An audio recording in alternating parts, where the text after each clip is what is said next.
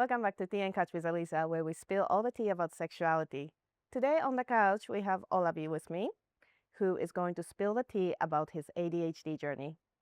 Now, the term ADHD is throwing around a lot lately, but only 5% of the adults are formally diagnosed.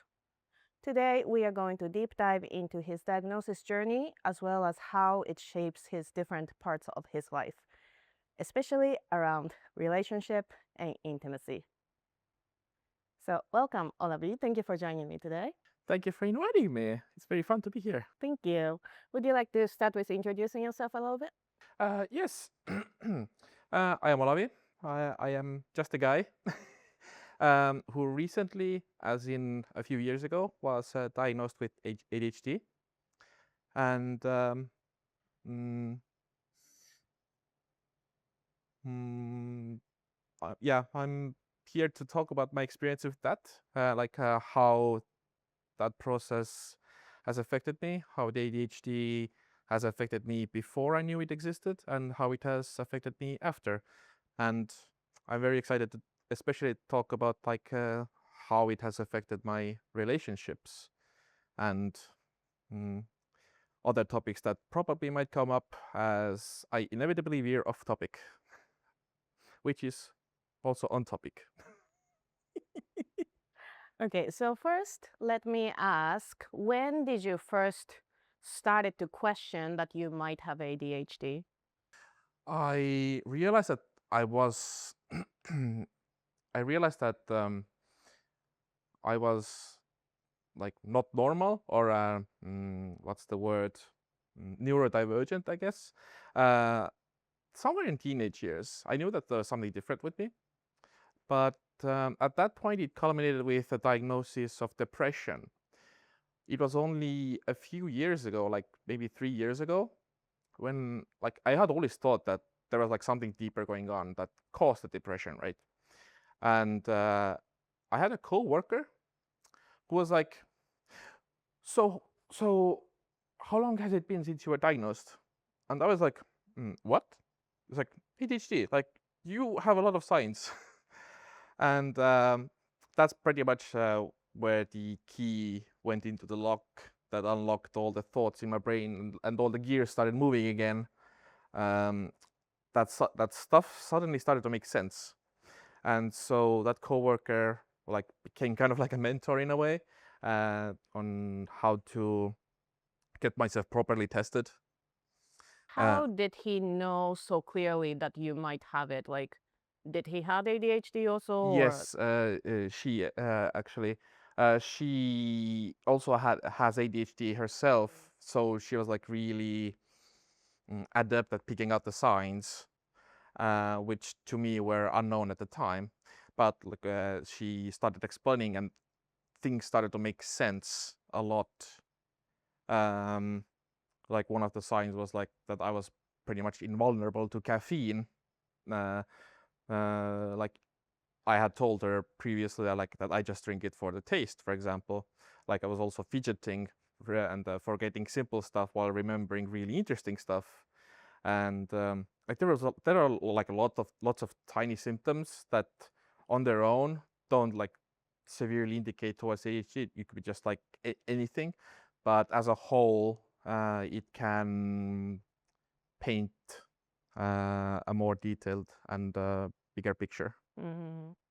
Can you describe your diagnosis journey a little bit more and like how many sessions did it take and like how was the process of all that for you? Yeah, until the actual official diagnosis, I think it took around 3 or 4 sessions. So not much. So one session per month. Um, at first, it was just to establish if there was like any basis at all, and there was like it was either ADHD or autism. Eventually, with further testing, which was basically just questionnaires, um, leaned towards ADHD, and that was like a very long questionnaire, and also involved like actually interviewing my parents, where I had asked questions about my childhood, because in adults, it can be very difficult to diagnose because we're like so like as an adult, I'm so far in my life where I've learned to like mask all the like negatives that prohibit me from like fully partaking of life's activities. Uh, Basically, life hacking myself, so to speak.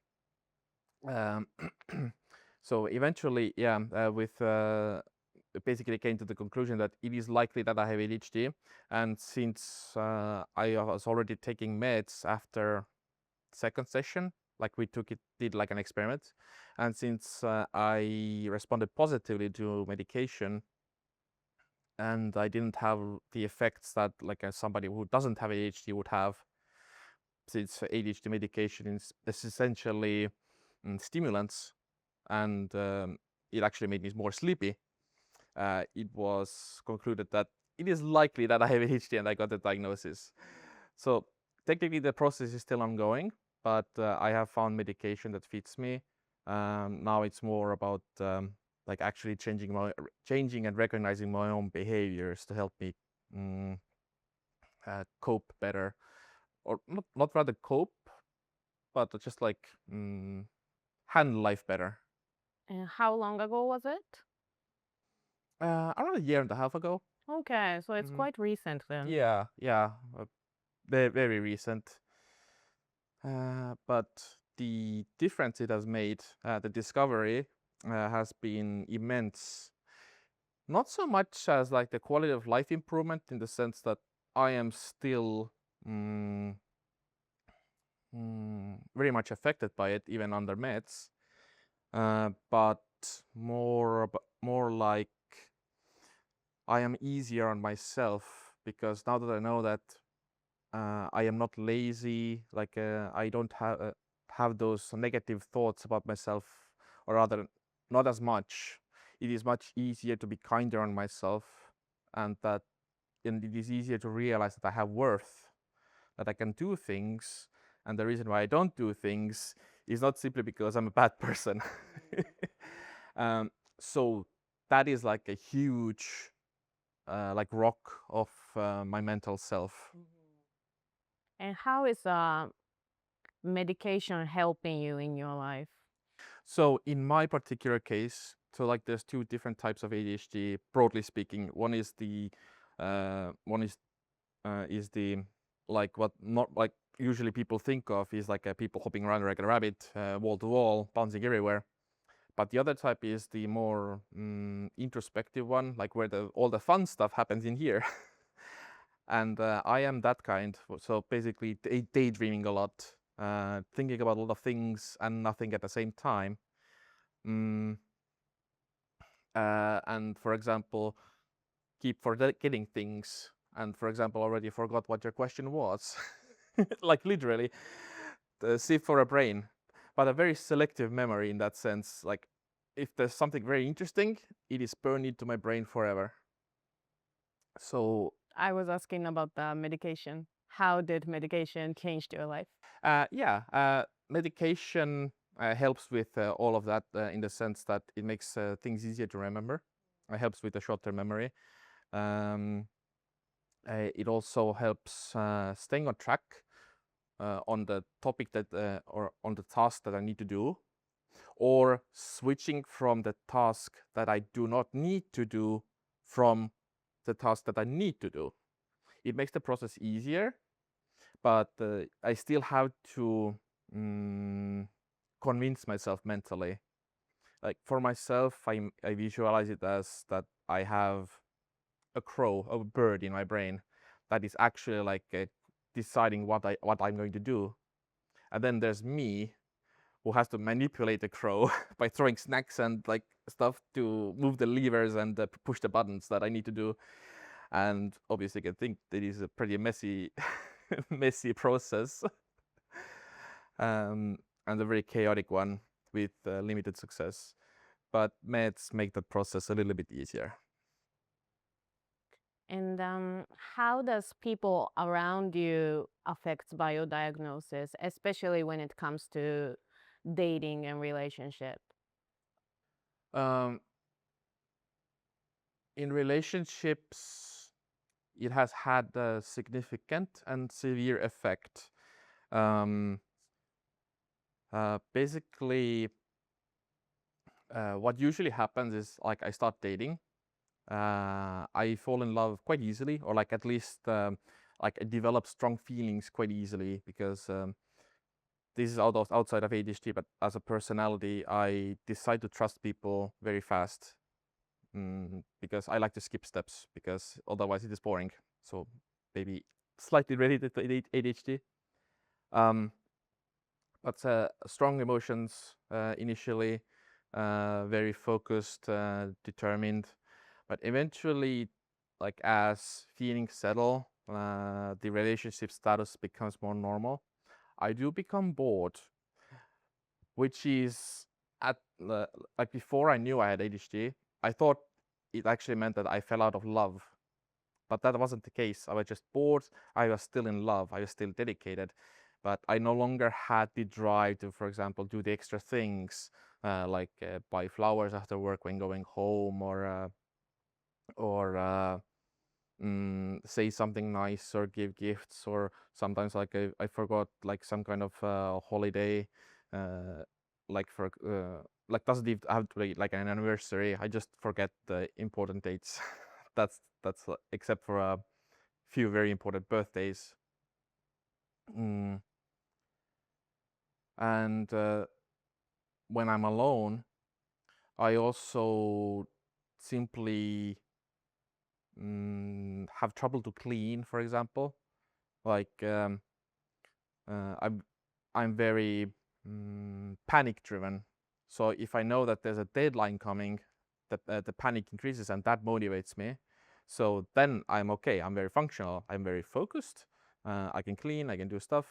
And when I'm living with a significant other, then that's practically every day. I have to always be on the point. Otherwise, like something terrible might happen. Like this is all going on in my brain. So I'm always focused. I'm always on the ball. I can clean. I can cook. I can do nice things.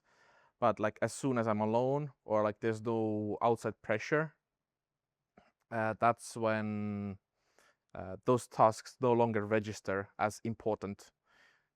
So um, I was in a long-term relationship where we never actually moved together, but still very much in love, like very much liked each other. We were important to each other. But like every time she went to visit, for example, I was always like panic cleaning, and obviously that can set off some wrong signs that I'm like a slob or something, which technically true, yeah.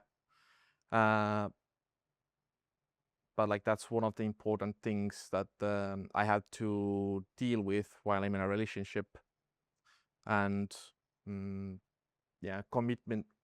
Like mentally, I'm always committed, but it doesn't always translate into actually doing things that a committed person should do. I see. So, do you find in your relationship, your partner or dates sometimes complain that, oh, this is a lack of commitment and this kind of misunderstanding happens? Mm, in my relationships, it's usually been more subtle. It's more like I just don't do the small things anymore, and that is what has led to like the silent death, like silent waning of the relationship until we both realized that the relationship died like several months ago or maybe even a year ago. Um, but that's the thing with like with me personally is that I'm very good like at masking and masking issues and which is how things don't like blow up. Instead, it's more like a quiet, gentle death of a relationship, which is interesting to me. Like I tend to always still remain friends. Like there's always like a respectfulness remaining, but nevertheless painful. Mm. Mm. It is a lot simpler with short-term relationships, though, which is what I kind of discovered after I discovered that I have ADHD. Since I've always been like a very romantically fueled person, but never really had an outlet since like at a young age I was kind of shut in. I had trouble expressing emotions to others, telling compliments, so I never even dated until I was an adult. Mm. But as soon as I had my first relationship, like first sexual experiences, I realized that I'm actually like a very romantically charged person, and with ADHD, I have found like a balance, since to me I am mentally made a decision that I realize that dating me is difficult as like a long-term romance, but I have also learned to mm, love without loving in a way. So, mm, so like a relationship with like a friends with benefits, for example, is really fitting to me. At least I feel like that, since I'm able to switch my romantic feelings to a friendly feeling at like mentally, like a switch. Um, uh, it's it's like a learned skill for me. Mm, that I can just in a moment switch to um, treating a person like I'm actually in love with them. Like at that moment, it does feel like that. Treat them well. Mm, like give hugs, kisses, like all sorts of that warm dopamine feelings. But as soon as, for example, the playtime is over, I'm like instantly back in friend mode, and it's like platonic sex, if you could call it that. Like for me, that is a reality. Like that is what I'm capable of, which gets some weird reactions from a lot of people when I do say that out loud, including myself sometimes. Mm. But that's how I found a way to exist, how I can find love and tension and trust and all those warm feelings that a relationship can give without causing disappointment in myself or others. I see. I would like to hear a little bit more how ADHD affects how you act in a bedroom. Like, in what specific area do you find it challenging, or maybe even the benefits that you feel? That's fun. First thing that comes to mind is really funny. So there's always a rhythm in my head. I live to the rhythm that goes in my brain. There's never a quiet moment. There's always a rhythm, a song, lyrics, like just a beat going on. And sometimes, like when I'm having sex, it's a rhythmic action. And sometimes I just start hearing a song in my head. Usually, it is an inappropriate song for the occasion. So, like, imagine having sex to the theme of like Friday, for example. And it's like telling my brain, like, shut up, I'm trying to focus here, I'm trying not to laugh. So that is really distracting. Does it ever happen that you just burst out of laughing? Fortunately, that hasn't happened yet. Knock but on I, wood. but I have been close. Like, fortunately, I have like told myself that I can switch songs. But the next song that comes in my brain, I can't really control what is next. Sometimes it's more horrible. um, but fortunately, I am good at keeping that in my head. So that's yeah, several decades of learned experience on that regard. That's the funny bit. But for example, I also like being serviced. Like for example, my eyes are like blindfolded, and then I just get this inner calm. And while I do enjoy what is going on, like I really like being touched and caressed, and being I like the warmth, and I like the feeling the nails. But despite that, um, as soon as like my eyes are closed, I just try. I'm about to fall asleep, so there's like a different battle going on. It's like suddenly there's like nothing going on in my brain. I'm being serious. I feel really nice. I'm feeling really comfortable. It's time to sleep. Fortunately, I have not done that either. I have not actually fallen asleep, but I have dreamed in this like half state where I'm half awake and half dreaming. And fortunately, I think they didn't realize, or if they did, they didn't make any comment on it. You must be very good at meditating then. Not at all. No? I just fall asleep if I try to. I guess in a way, sleep could be meditation. I did try to practice lucid dreaming, like to induce lucid dreaming, with very limited success, but it was kind of a meditative experience. For me, if I want to enter like that state of being or like that state of mind, I have to listen to music. Usually then calm music, like maybe soft violins or something like that. But still music. Like music is what grounds me. Which makes sense since there's always a music playing in my head. Do you find having ADHD affects your arousal and sexual desires? I don't think so. Like I know other people with ADHD and they all have like varying levels of sexuality to them. So while I am extremely romantic and I'm pretty much like always on, like I always see the world through a sexual lens first. Like every person I meet, it's always like through a sexual lens first, which is something I had to filter always if I want to be a functioning member of society.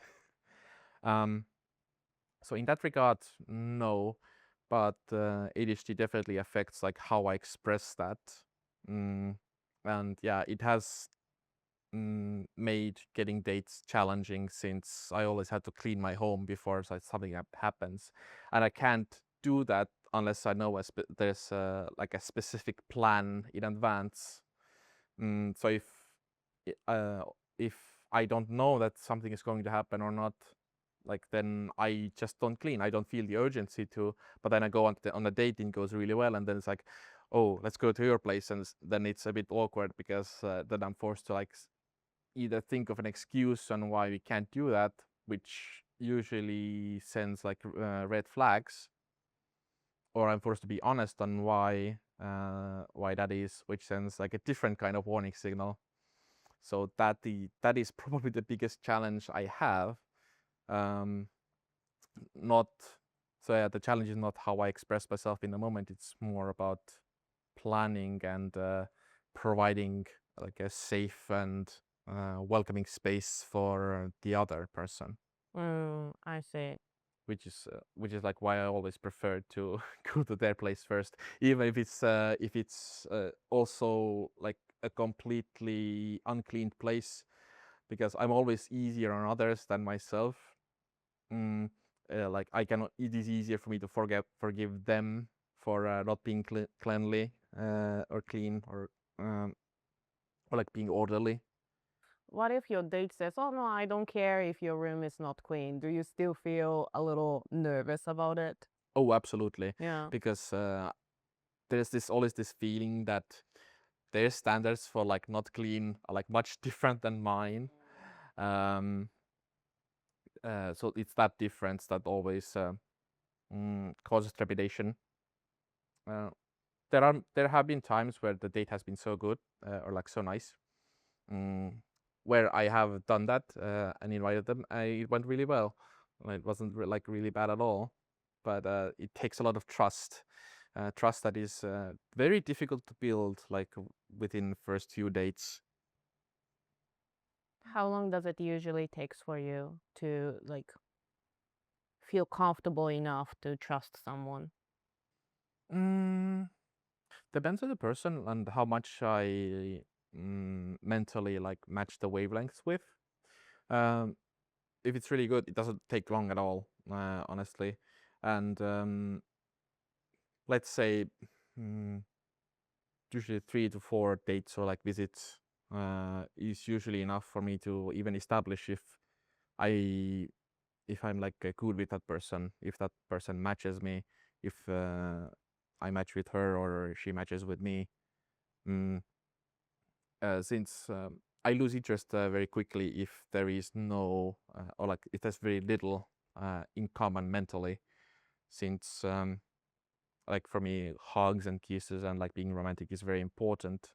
I'm like I do not shy away from like meeting and like straight to bed, but there's like an important step missing that detaches me from the experience quite a lot. So while I'm performative, it is always like a very half-baked experience, and that is how it is with people I'm not compatible with as well. So usually that kind of experience bores me, and like I'd feel unfulfilled. Mm, so yeah, I try to find people that I am actually compatible with, because that's when I have the most fun, and I feel extremely charged emotionally afterwards. It's like my batteries are charged to 200%. Then I can do everything and anything for 3 to 4 days, and then I need to recharge. I need a lot of hugs. I need a lot of kisses. What kind of person would you say is your ideal partner? Mm, somebody who likes sleeping a lot and cuddling a lot. Somebody who likes sex a lot. um, somebody. Mm,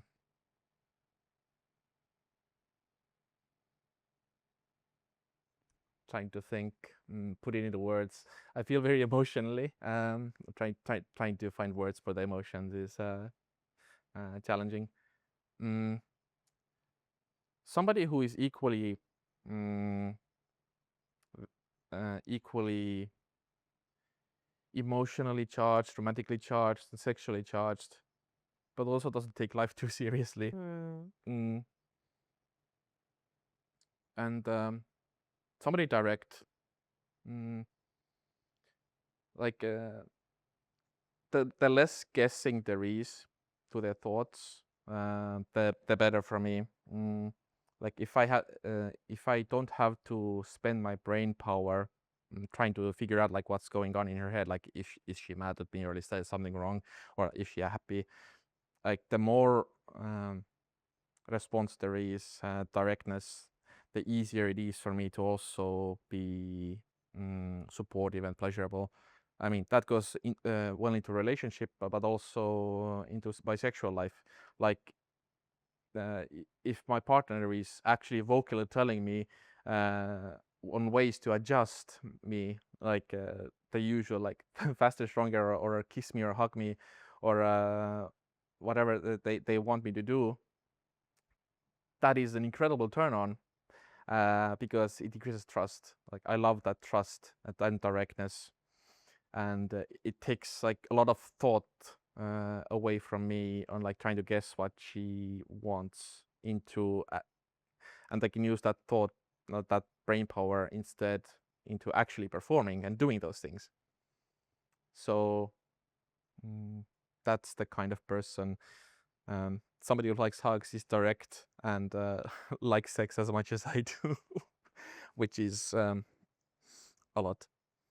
I actually find that there is a lot of neurodivergent people in a kink community. Do you see that also in your area? Uh,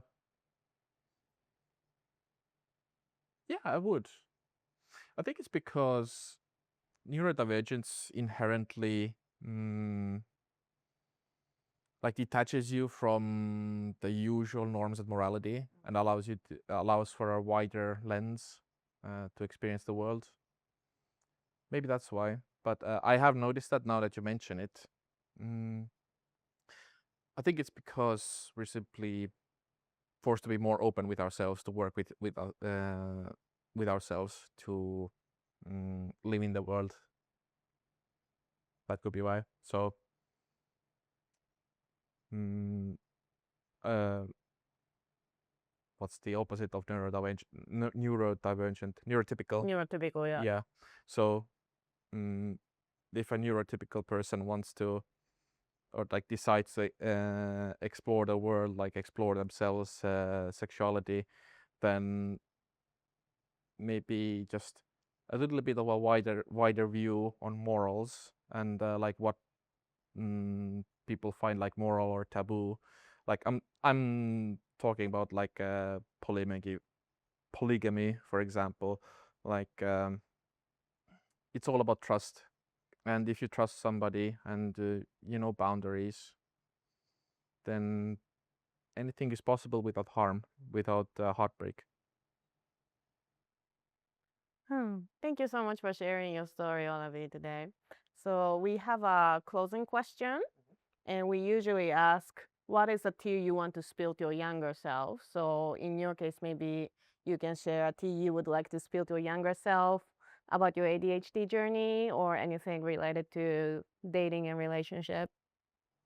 There is one warm bottle of tea that is very floral and rosy Let's hear it. that I want to send to a younger self, and it is the knowledge that it is okay to compliment others. Complimenting others does not make you a creep.